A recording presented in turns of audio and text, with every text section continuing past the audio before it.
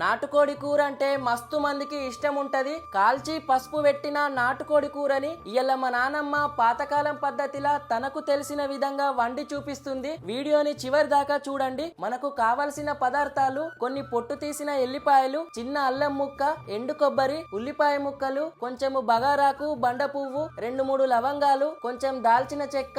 ముందుగా పొట్టు తీసిన అల్లం ఎల్లిపాయల్ని రోట్లో దంచి పక్కన పెట్టుకోవాలి. పాత్రలో కొంచెం నూనె పోసి కొన్ని పచ్చిమిరపకాయ ముక్కలు, బండ పువ్వు, బగారాకు, దంచి పెట్టుకున్న అల్లం ఎల్లిపాయ పేస్ట్, చిన్న చెంచాడు పసుపు వేసి మంచిగా కలుపుకున్న తర్వాత పసుపు పెట్టి కాల్చిన నాటుకోడి కూర ముక్కలను వేసి మంచిగా కలిపి సన్నని మంట మీద ఉడకనివ్వాలి. చికెన్ సగం ఉడికినాక కొంచెం ఉప్పు, 3-4 చెంచాల కారం పొడి వేసి కలుపుకొని అలాగే ఉడకనివ్వాలి. ఇంతకు ముందు నూనెలో వేయించి పక్కన పెట్టుకున్న కొబ్బరి, ఉల్లిపాయ ముక్కల్ని రోట్లో మంచిగా దంచి పేస్ట్ చేసి ఉడుకుతున్న చికెన్ లో వేసి మళ్ళీ కలిపి మనకి కావలసినన్ని నీళ్లు పోసి మగ్గనివ్వాలి. చివరగా కొత్తిమీర వేసుకుంటే సరిపోతుంది. నాటుకోడి కూరని మక్కగారెలతో తిన్నా, బగారన్నంతో తిన్నా మస్తు టేస్ట్ ఉంటది. నాటుకోడి కూర ఇష్టమైన వాళ్ళు లైక్ చేయుర్రి, అలాగే కామెంట్ చేయుర్రి. మీ దోస్తులకి ఈ వీడియోని షేర్ చేయుర్రి. Thank you for watching.